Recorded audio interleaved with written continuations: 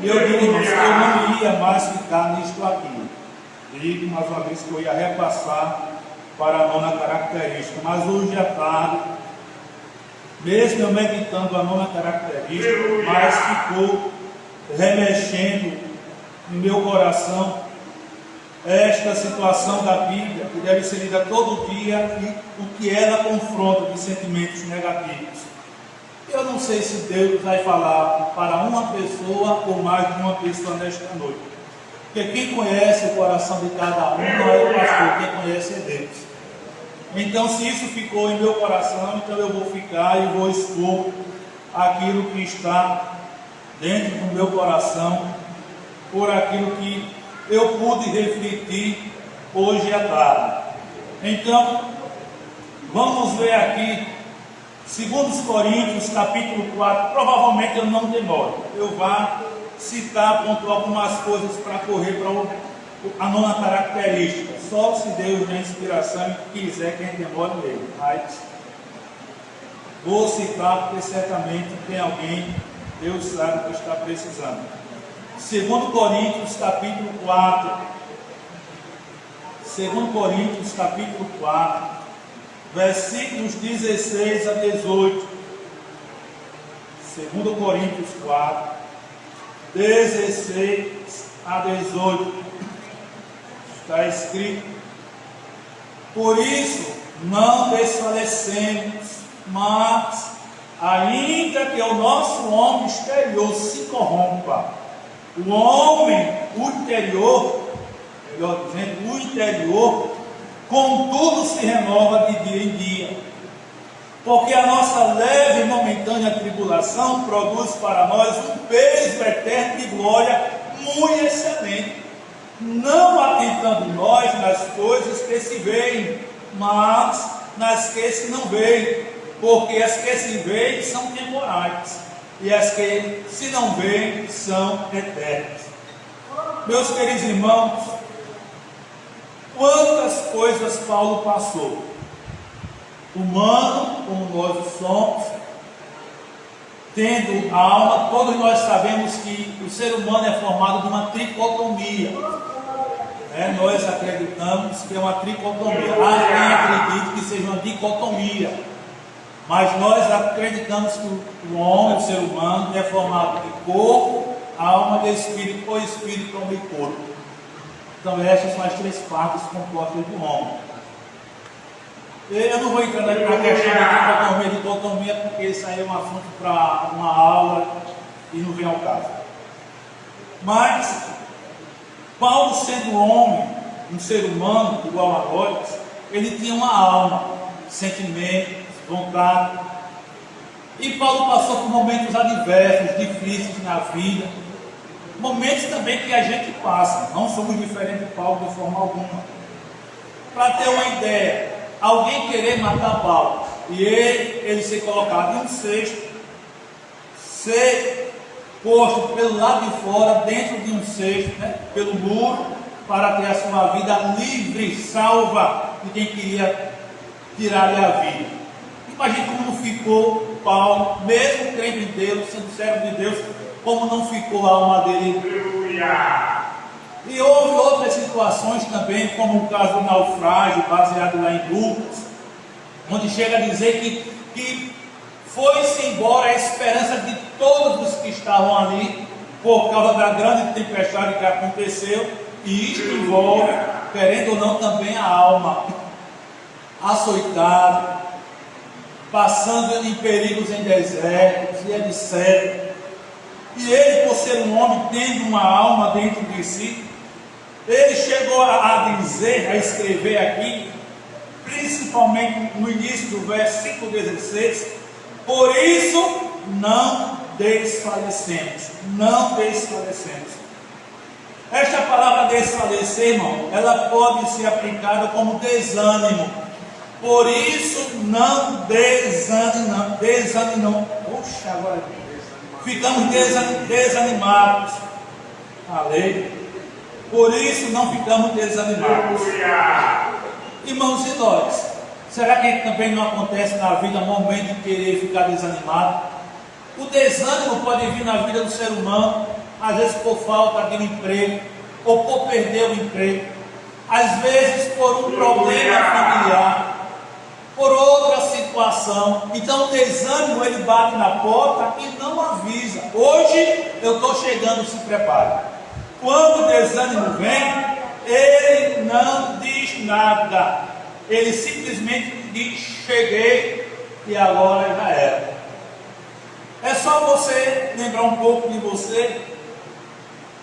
Você dorme, quando se acorda, e às vezes já se acorda desanimado. De repente, o desânimo bate na sua vida ao se acordar. Ou durante o dia, uma situação que entrecorre na sua vida, quando menos imagina, você vai e fica meio desanimado. E o que é desânimo?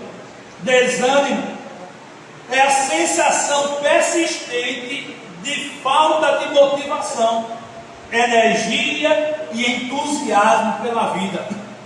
E eu digo que o ânimo, né? O ânimo, ele é como o oxigênio na vida do ser humano.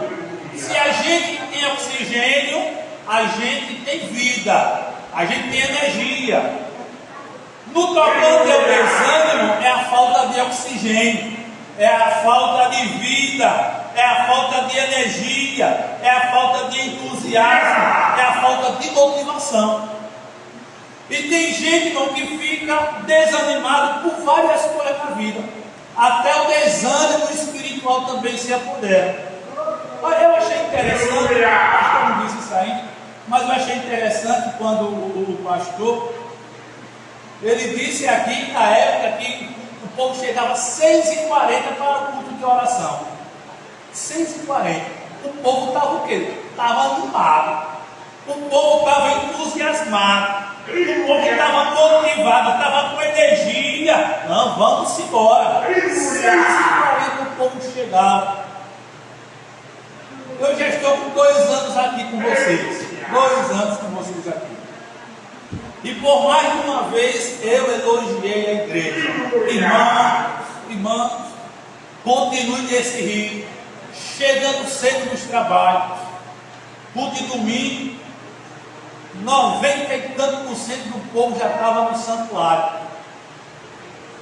Período de chuva, o povo enfrentando chuva, e eu dizia: vou ficar sem ninguém hoje no culto, porque a chuva está de arrebentar. Mas veja, irmão, como são as coisas.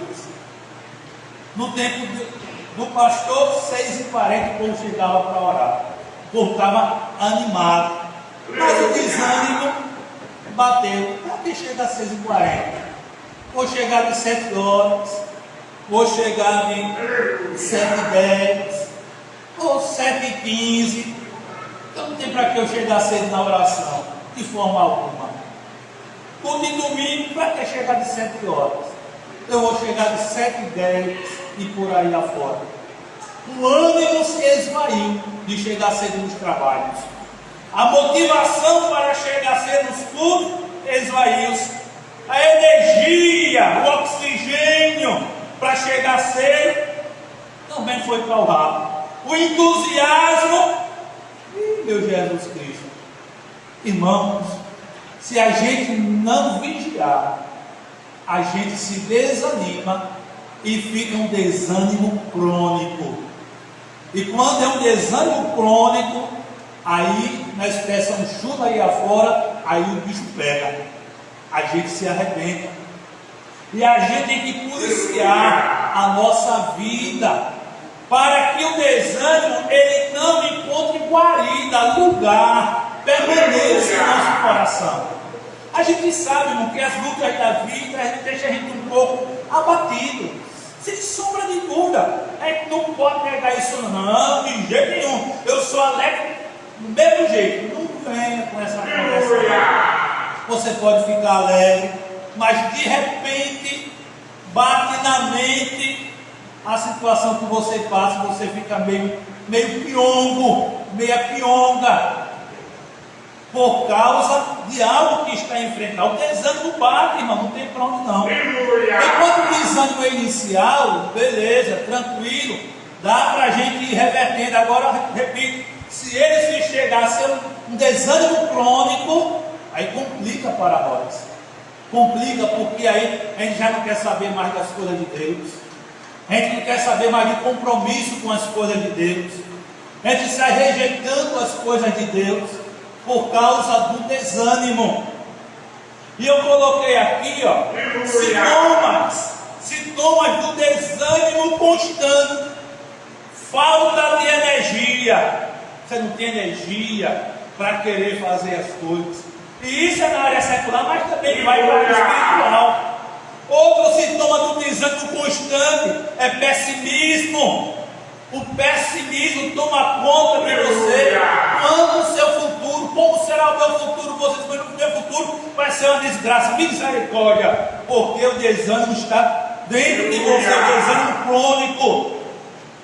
Outro sintoma do desânimo constante: isolamento social. Já começa a se isolar, já não quer mais ficar perto dos outros, já não quer ficar mais sentindo o aconchego dos outros, começa a se isolar, se isola da igreja, se isola dos irmãos da igreja. Eu conheço pessoas, irmãos, que ficaram desanimadas na vida espiritual e chegaram a dizer que ninguém me procurasse. Eu já passei em campos onde pessoas chegaram a dizer isso aí: eu não quero que ninguém da igreja me procure. O desânimo espiritual tomou conta, foi crônico, constante, e agora começou a se isolar, se isolando dos irmãos, sem querer saber dos irmãos.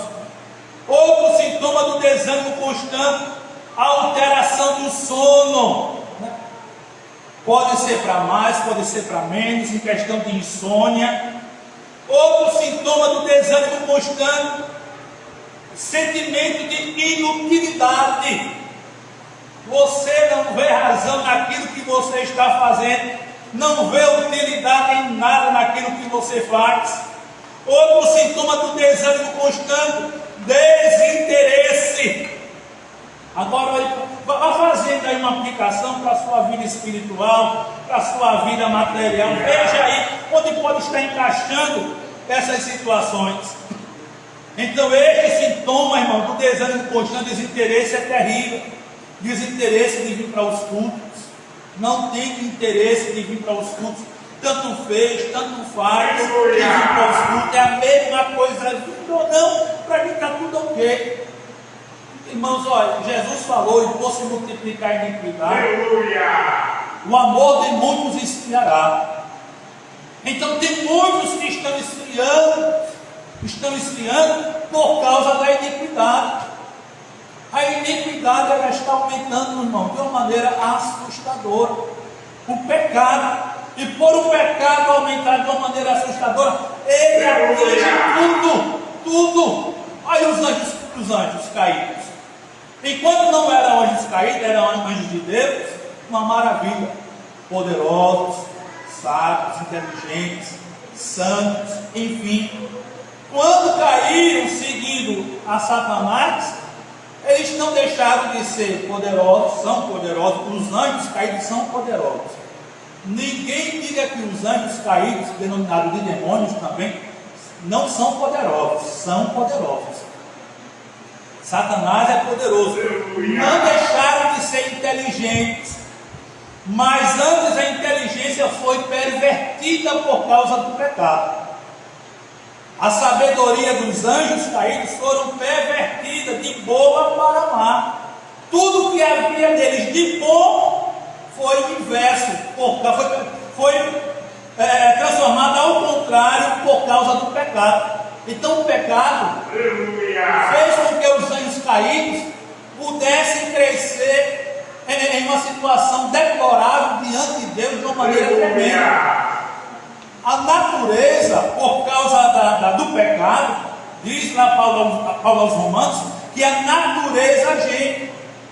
A natureza está gemendo, irmão, por causa do pecado. A obra da criação está gemendo por causa do pecado. Então o pecado, ele atinge tudo aquilo que foi criado por Deus. E se eu e você, que fomos alcançados pela graça do Senhor Jesus Cristo, se a gente não vigiar a nossa vida, irmão, e deixar o desânimo tomar conta, meu Deus do céu, o que será da gente? meros seres humanos, frágeis seres humanos. Aí começa a ficar desanimado, o desânimo fica crônico, o desinteresse pelos cultos está por aí, não quer nem saber de vir para os cultos. Tem crente que passa um mês sem vir aos cultos. Tem crente que passa um mês sem vir aos cultos. Tem crente que passa 2, 3 santas ceias sem cear. Tem crente que não valoriza culto de doutrina, que vai por aí afora, desanimado, desinteresse para ler a Bíblia Sagrada, não quer saber de ler a Bíblia Sagrada, não quer saber de participar de departamentos. Está no departamento e de repente já não quero mais fazer parte do departamento. O que é isso? É desânimo, irmão. Mas também ninguém conta obrigado, né? Ninguém participa de órgão na casa de Deus obrigado. Ninguém. Tudo a pessoa participa de maneira voluntária. Quer, maravilha, vem embora. Agora sabe o que tem que arcar, as suas responsabilidades, etc. Mas quando vem espera, quero mais não. Por que não? Simplesmente não quero. É porque eu não quero mais fazer parte disso, fazer parte daquilo outro. Nada está impedindo a pessoa de participar, mas simplesmente não quer. O que é isso? Desânimo. E aí o desinteresse vai rolando. Vamos embora. Outro sintoma do desânimo constante: dificuldade de concentração, irritabilidade. Às vezes por uma coisa pequena a pessoa já está irritada, certo? Então isso é um sintoma do desânimo constante. Alterações no apetite, ou come muito ou come pouco. Se comia normal, aí agora está comendo de São José. Pronto, meu Deus do céu. O que é isso? Pode ser um sintoma do desânimo. Comia normalmente, agora diminuiu. Pode ser um sintoma do desânimo. Alterações no apetite. Irmãos, e a gente tem que ter cuidado da nossa vida. Temos que ter cuidado da nossa vida. Porque senão, irmãos, a gente vai desfalecer. Paulo disse: por isso, não desfalecemos. Não ficamos desanimados. O homem exterior, ele pode se corromper, mas o interior, chamado de alma e de espírito, ele está se renovando dia a dia. Então veja que nós precisamos de uma renovação cotidiana, irmãos. Precisamos de uma renovação cotidiana. Senão a gente esmorece. Senão a gente esmorece, fica desanimado por isso, por aquilo outro. Eita, meu Deus, e tal. Mas que Deus ajude a mim, ajude a você, para que o desânimo não tome conta da nossa vida. É por isso que devemos ler a Bíblia todo dia, porque lendo todo dia, o Espírito Santo vai nos conduzir determinado momento para essa leitura aqui, ó. Por isso não ficamos desanimados. Então é luta por fora, é guerra por fora, mas dentro de mim, o meu espírito e a minha alma, eles estão se renovando. E o que eu estou passando agora vai produzir um peso eterno de glória muito excelente. Então, que eu e você, irmãos, não deixemos de ler a palavra de Deus. Que a gente fique lendo a bendita palavra de Deus. Outro sentimento, irmãos, que é confrontado quando nós lemos a bendita palavra de Deus, é Romanos capítulo 4. Romanos capítulo 4, um texto bem conhecido de todos nós. É chuva, né? Romanos capítulo 4, versículos 19 a 21. 19 a 21. Está escrito: e não enfraqueceu na fé, nem atentou para o seu próprio corpo já amortecido, pois era já de quase 100 anos, nem tampouco para o amortecimento do ventre de Sara, e não duvidou da promessa de Deus por incredulidade, mas foi fortificado na fé, dando glória a Deus. Irmãos, qual é outro sentimento aqui que é confrontado quando nós lemos a bendita palavra de Deus? Está aqui no versículo 20, no início. dúvida e não duvidou. Abraão não duvidou da promessa de Deus. Então a dúvida, irmãos, a dúvida vem na nossa vida. Eu vou terminar mais cedo, irmãos. Esqueci de avisar, porque eu tenho algo a tratar com a igreja e aí fica tudo ok. Olha, outro sentimento que é confrontado quando nós lemos a palavra de Deus é a dúvida. A dúvida. Irmãos, quem nunca duvidou das coisas aqui? Quem nunca duvidou? A dúvida, ela não pode gerar uma descrença, porque a dúvida gerando uma descrença, aí a gente vai desacreditar de Deus e da sua santa palavra. Mas a dúvida, ela não pode ser alimentada. A dúvida é um gigante. E esse gigante alimentado cresce muito mais ainda. E agora crescendo, tornando-se agora uma descrença. A gente não vai acreditar em Deus, a gente não vai acreditar na sua bendita palavra, porque agora não é mais uma dúvida, agora é uma descrença. E toda dúvida mal tratada, se não for tratada, melhor dizendo, ela gerará uma descrença. E a gente não pode alimentar a dúvida. Veja que Abraão não duvidou da promessa, mesmo sendo um homem já idoso, que já estava na andropausa. Ele estava na andropausa, ele não tinha mais condições de gerar filhos. A mulher, mesmo já estando na menopausa, ela não tinha fertilidade uterina, ela não gerava filhos. Mas se ela tivesse fertilidade uterina, mas estando na menopausa, bem. Então tanto Abraão como Sara já estavam secos, estavam murchos. No hebraico, lá em Gênesis, aponta para que eles estavam murchos. Todos dois já estavam murchos, pior do que o maracujá, mas já estavam murchos todos dois, não tinha para onde mais. Mas Deus fez a promessa. Deus fez a promessa a Abraão.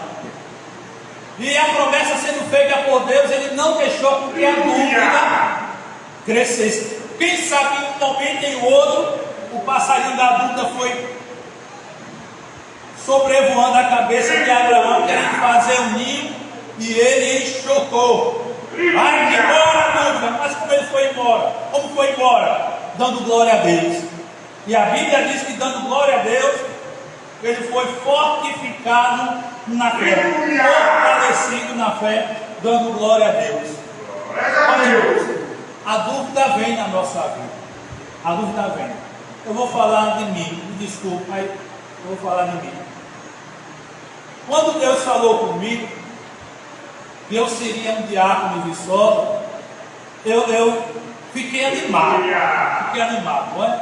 Deus falou comigo, você é um diácono na minha igreja mãe. Você é um diácono. Fiquei feliz da vida, moço, solteiro, novinho, eu fiquei animado.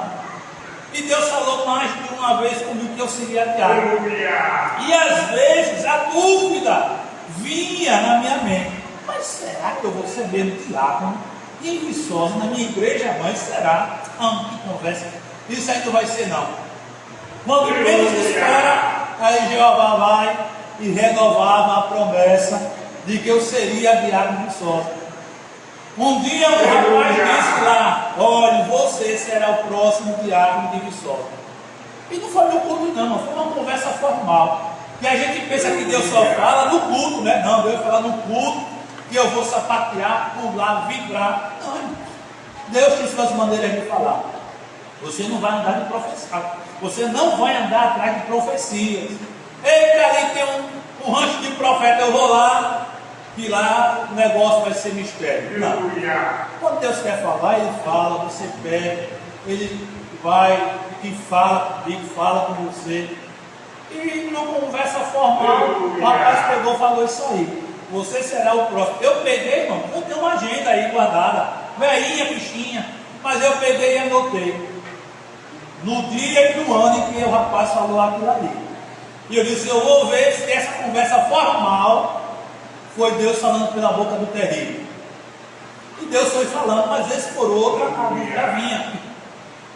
Chegou um dia em que o pastor tinha que eleger, levantar um novo coordenador de mocidade. Eu já contei isso para vocês, mas quem talvez não ouviu. E colocaram os 3 presbíteros no meio, e Deus tinha falado comigo que eu seria o coordenador da mocidade de Viçosa, o segundo coordenador. E eu fiquei animado. Poxa, aleluia, pronto. Não, mas quando chegou no dia, a mocidade reunida, mais de 70 jovens aproximadamente, o pastor Jeremias de Salvador Memória disse: citem nome de pessoas, porque vocês vão votar. Vocês vão escolher por votação o coordenador da mocidade. Quando o pastor falou isso aí comigo, eu disse: se você ficar na frente, eu disse: meu Deus, na mente, meu Deus, olha, o que eu sonhei, tudo isso aí foi de água abaixo. Isso aí, o povo não vai deixar de votar em um presbítero para votar em mim, que nem auxiliar eu sou, não sou um auxiliar oficial, faço trabalho de auxiliar, mas não sou. Não vai votar em mim, vai votar nos presbíteros. Citaram o nome dos 3 presbíteros lá: Toninho, Ramalho e Zé Paulo. Quando citaram, aí eu na mente: está vendo, Jeová? Aí alguém disse: bota o nome de Silvio também. Aí eu disse: não, bota o nome de Silvio. Pastor, deixa o nome dele aí. O povo foi lá, voltou direitinho. Houve empate entre eu e um presbítero. Aí eu disse, mesmo assim na mente eu disse: Jesus, tem futuro não. Tudo que falaste comigo, veja como a dúvida é terrível. A dúvida atrapalha a gente receber as bênçãos, se a gente não tiver cuidado. E eu disse para Deus: olha, tudo não tem nada a ver não. Mas de repente veio uma injeção de ânimo, de esperança dentro de mim. E eu peguei e fiquei lá. E o pastor Jeremias disse: Silvio, pode votar em você mesmo. Só jogar nos outros. Aí eu peguei e botei meu nome. Fizeram a contabilidade, a contagem dos votos. No final das contas, eu fui o coordenador eleito ali. Mas veja, irmão, que a dúvida pode atrapalhar a gente de receber a bênção. Deus fala comigo, Deus fala com você uma vez, 2 vezes, 3 vezes sobre determinado assunto. E às vezes, uma ou outra vez na vida, a dúvida vem sobrevoar a nossa mente para querer fazer um ninho para a gente descrer da palavra de Deus, descrer de Deus que fala e cumpre com aquilo que Ele fala. Então eu e você temos que ter o máximo de cuidado no tocante a isso aí, para não deixar porque a dúvida atrapalhe algo na nossa vida de acontecer. E eu coloquei aqui, irmãos, olha, o doutor, eu vou aportuguesar o nome dele, porque português eu não sei bem, e em inglês piorou. Então é doutor Gary Arbemas. Se não for Gary, é Gary Arbemas, sei lá. Mas esse doutor aqui, ele ofereceu 3 exemplos de dúvida, ou níveis de dúvida. Olha, existe a dúvida factual, a dúvida emocional e a dúvida volitiva. Olha, 3 tipos de dúvida ou 3 níveis de dúvida: factual, emocional e volitiva.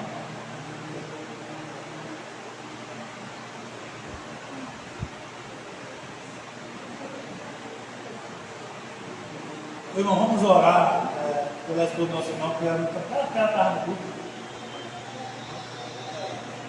Vamos orar de curar, vamos ficar em pé, vamos orar. Para que Deus restaure a ação. Permita o lugar, por favor. Igreja, com a paz do Senhor. Amado e eterno Deus, aqui estamos na sua presença. Onde a sua igreja ora, onde a sua serva, que veio adorar, que veio ouvir a palavra, que veio orar, que veio louvar ao Senhor. Mas nesse momento sente-se mal, Pai, tome a frente. Estenda as suas mãos agora A sua igreja clama, a sua igreja ora agora por ela. Estabeleça a sua saúde agora. Oh, em nome de Jesus, todo mal saia agora para a glória de Deus. Todo mal agora seja retirado em nome de Jesus. Oh, que a sua saúde seja, Senhor, normalizada. Que a mesma possa ouvir a sua palavra. Ela quer ouvir, mas a enfermidade insiste. Oh, Senhor, toca frente. Retire agora essa enfermidade para a sua glória. Que ela continue adorando ao Senhor. Em nome de Jesus. Em nome de Jesus, nós te pedimos, Pai, e lhe agradecemos para sempre. Amém. Amém, irmãos. Poder sentar. Qualquer coisa, deixa ela aí perto do ventiladorzinho, ali mais forte. Pode ser esse mormaço também, né? Mesmo com o ventilador possante, mas o mormaço é terrível. Deixa ela aí perto do ventilador forte. Vamos lá, irmão, continuar. Então o doutor Dário, ele disse que tem 3 tipos de dúvidas: factual, emocional e volitiva. A factual, irmãos, esta, no dizer dele, de acordo com os estudos que ele fez, é a mais comum, pois ela surge de uma falta de informações. Essa dúvida factual, por exemplo, quando o anjo visitou a Maria e disse que ela geraria uma criança, Lucas capítulo 1, versículo 34. Maria indagou e disse Maria ao anjo: como se fará isso, visto que não conheço o varão? Então veja, a dúvida que veio na mente de Maria: como se fará isto, visto que não conheço o varão? Não veio o anjo com a mensagem de Deus? Ela era uma moça virgem. Maria era uma moça virgem. Mas não, havia muitas moças virgens em Israel, certo? Havia muitas moças virgens. Só que Deus se agradou de Maria para ser a mãe do Salvador.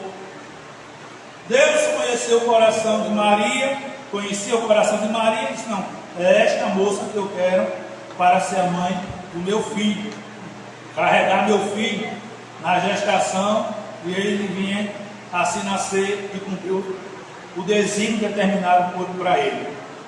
Mas quando o anjo disse que ela ia ficar grávida sem ter o ajuntamento corporal com o homem, ela é uma moça. Como é que vai ser isso? Como se fará isso? Já que eu não conheço, o conhecer aqui é a questão da experiência sexual, né? Ela não tinha a experiência sexual. Então, como se fará isso? Como é que eu vou ficar buchuda, grávida, se eu não conheço o homem, se eu não tenho relação com o meu noivo?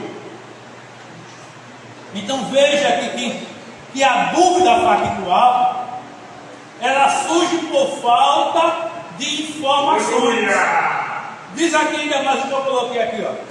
Ela é resolvida principalmente se informações suficientes são fornecidas em respostas às suas questões. Ela fez um questionamento: como é que vai ser feito isso aí? Então veio uma dúvida de imediato: como? Então olha aqui, ó. A dúvida factual, ela é resolvida principalmente se informações suficientes são fornecidas em resposta às suas questões. E ela abordou aqui uma questão: como se fará? Estou ouvindo a mensagem de Deus, agora como? Como vai acontecer isso aí? Será que você já se perguntou também? Quando Deus fala com você, quando Deus revela algo a você, e quem sabe você ficou duvidoso ou duvidosa e agiu que nem Maria, como vai acontecer isso? Como vai acontecer isso aí? Então, esta dúvida factual, que é a mais comum, ela surge justamente por falta de informações. Então, quando você indaga, aí agora vem as informações necessárias para você ter conhecimento E eu coloquei aqui mais ainda. Um entendimento amplo da Bíblia dará a resposta necessária. Um entendimento amplo, maior da Bíblia, é que dará a resposta necessária. Então, irmãos, olha, é preciso a gente, quando ouve Deus falar com a gente, quando Deus faz uma promessa a gente, e a dúvida factual que precisa de mais informações não obtém, a gente tem que ler a Bíblia Sagrada. Porque lendo a Bíblia Sagrada, esta palavra que é viva e verdadeira, que é a palavra de Deus, ela nos fornecerá as informações necessárias. Eu já contei para vocês que no culto de doutrina lá em Viçosa, eu sentado, pastor Manuel Francisco, saudosa memória, abordando o assunto, eu estava com o olho fechado, sentadinho, orando para Deus falar, e de repente veio na minha mente um texto. E quando veio na minha mente um texto, aí eu disse, o que é que esse texto quer falar? E eu fui na Bíblia, procurei o texto, achei, quando estava lá escrito, justamente algo que Deus já tinha falado comigo. Mas aí eu fiquei, mas vai acontecer? Como vai acontecer? E através de um texto que Deus colocou na minha mente, que eu fui olhar, quando eu olhei, bateu justamente com coisas que Deus tinha falado comigo. Então essa dúvida factual mais corriqueira, mais comum, né, que surge por falta de mais informações, ela pode cair por terra ao passo que a gente lê a Bíblia Sagrada com mais abundância e Deus vai esclarecendo aquilo que Ele prometeu para nós. O segundo tipo, o segundo exemplo de dúvida é a dúvida emocional. Quem a possui não necessita de fatos. Quem a possui não necessita de fatos, pois tem dificuldade de crer naquilo que sabe ser verdadeiro. Como por exemplo, Deus nos ama? Sim. Mas a pessoa que fica com uma dúvida emocional, que já vem puxada da dúvida factual, ela fica incerta, por exemplo, né? Ela fica incerta quanto ao amor de Deus. Será que Deus me ama?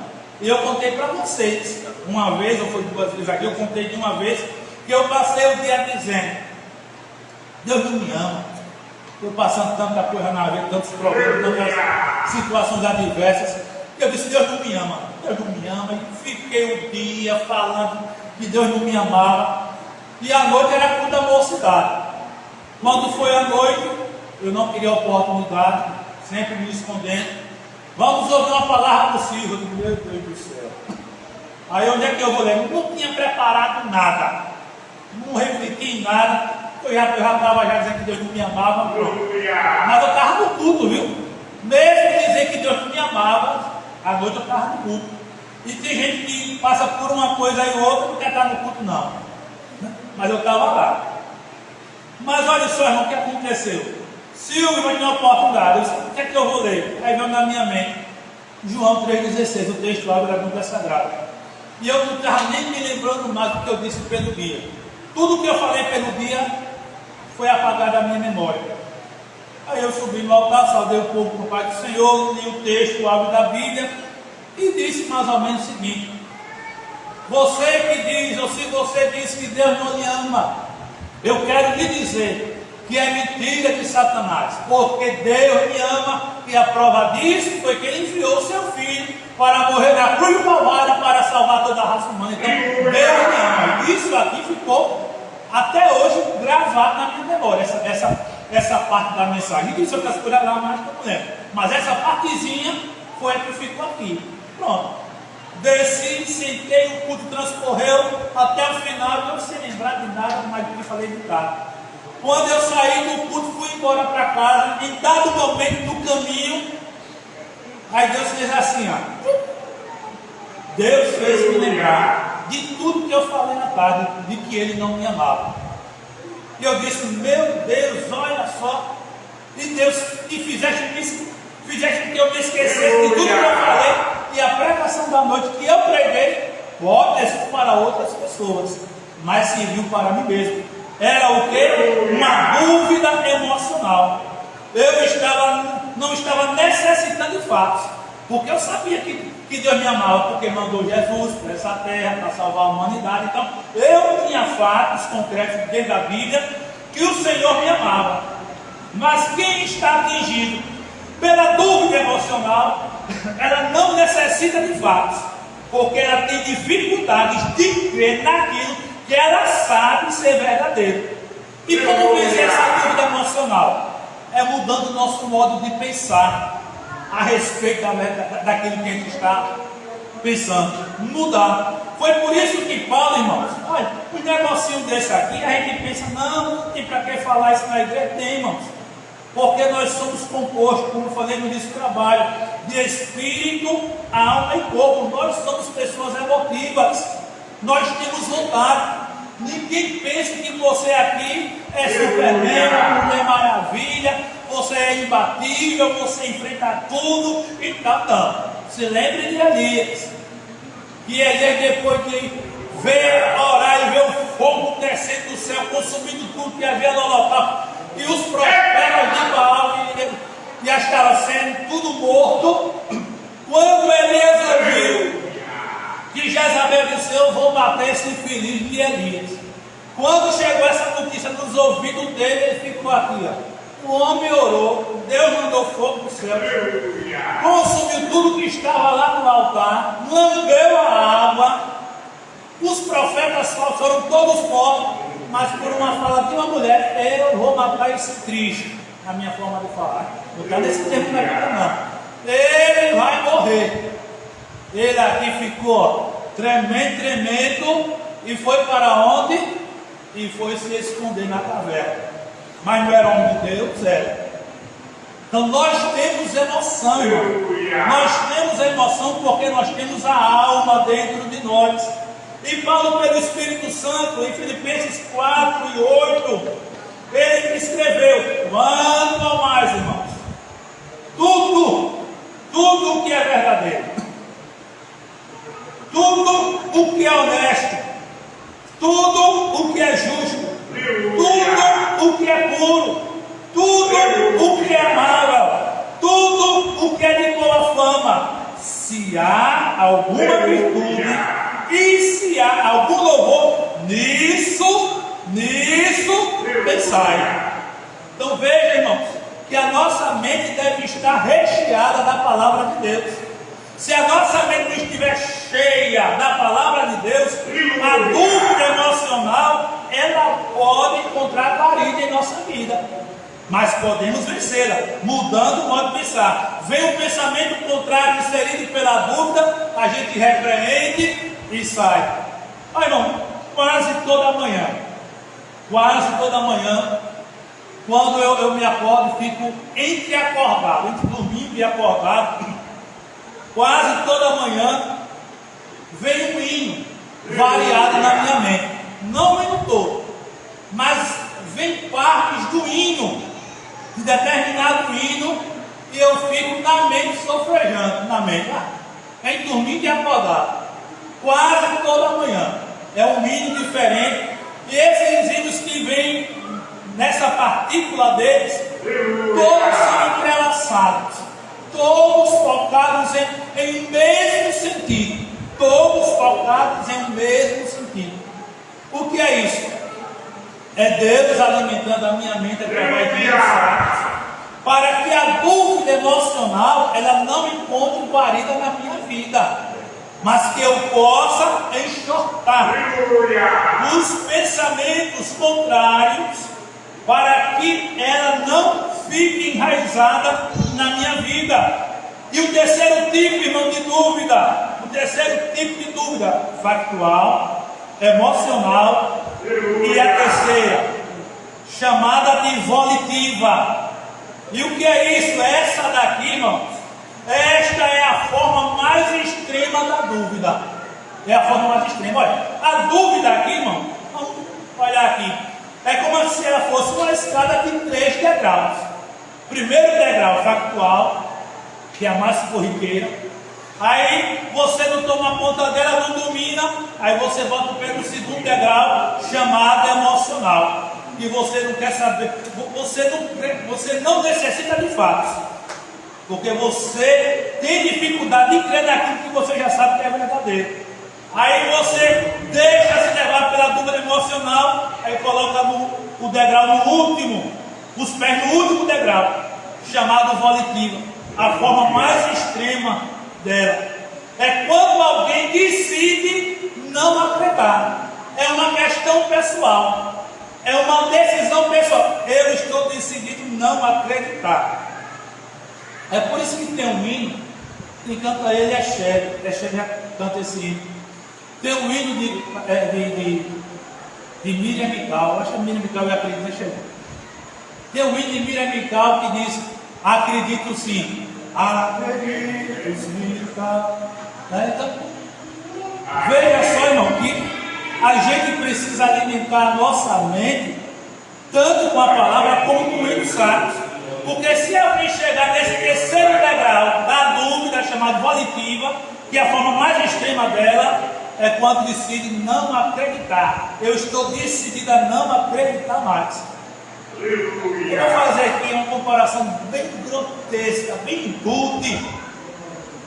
Eu acredito que se não todos, mas muitos aqui já assistiram o filme do Peter Pan, né? Se não todos, olha, não é desse tipo, né? Eu também já assisti o filme do Peter Pan. Eu gosto desses negocinhos bem.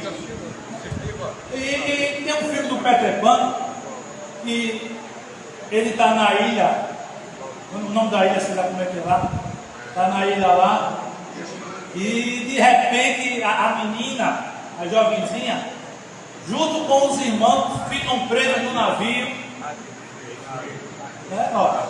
Se eu estiver errado, me diga. E fica preso lá no navio, na parte superior. E de repente as crianças do mundo inteiro ficam dizendo que não acredita em fada mágica. Em fada, né? Em fada, não acredita em fada. Fada não existe. Certo? Por isso que eu estou fazendo uma comparação muito grotesca, muito rude. E fica dizendo às crianças: eu não acredito em fada, eu não acredito em fada, eu não acredito em fada. E quando mesmo esperar as fadinhas vão se apagando, é tudo correndo. A jovenzinha, os irmãos dela também dizendo, e as fadas tudo correndo, até a fadinha que é companheira do Peter Pan. Também a bichinha vai se apagando lá, morrendo.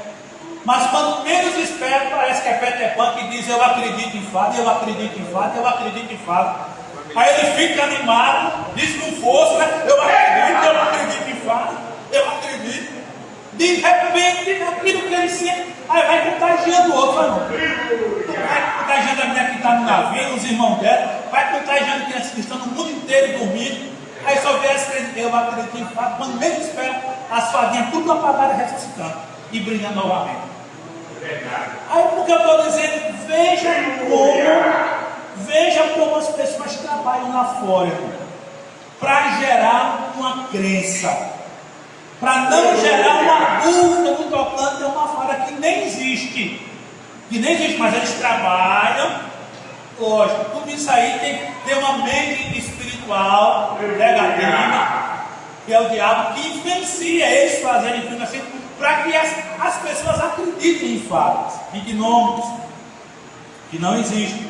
Mas o que acontece é que eles trabalham para que acreditem, as crianças acreditem e não fique dúvida nenhuma. Não fique dúvida, ou seja, para que não fique uma dúvida volitiva, né? Eu não acredito, estou disposto a não acreditar, é uma decisão minha, eu não acredito em nada disso aí. Agora imagina a vida espiritual. Se a gente não deixar a dúvida crescer a nível da volitiva, onde eu e você chega a dizer: eu não acredito mais nisso, eu não acredito mais em salvação, eu não acredito mais em cura divina, eu não acredito mais em batismo com o Espírito Santo, eu não acredito mais no arrebatamento da igreja, eu não acredito mais no céu, eu não acredito mais nisso ou daquilo outro na área espiritual, porque a dúvida chegou no nível máximo, a volitiva.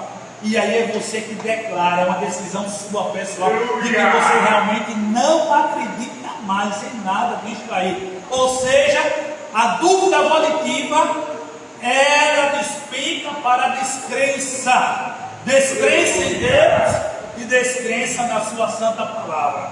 E a gente não acredita mais nada. Não acredita em mais nada aqui de Deus. Mas Abraão não duvidou, irmãos, da promessa. Ele foi fortificado na fé, dando glória a Deus, e não deixou a dúvida tomar conta do coração dele. Eu não sei nesta noite se Deus queria falar com uma ou mais pessoas, eu não sei. Ele sabe.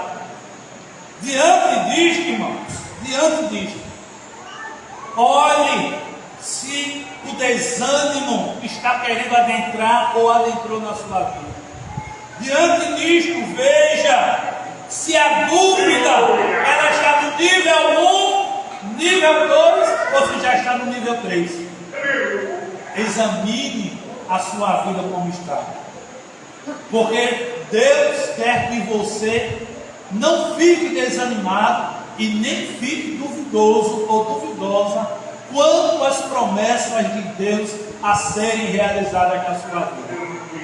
Pode o tempo passar, mas no tempo certo, as bênçãos, as promessas do Senhor se concretizarão na sua vida. Que Deus ajude a mim e que Deus ajude a você na nossa caminhada cristã.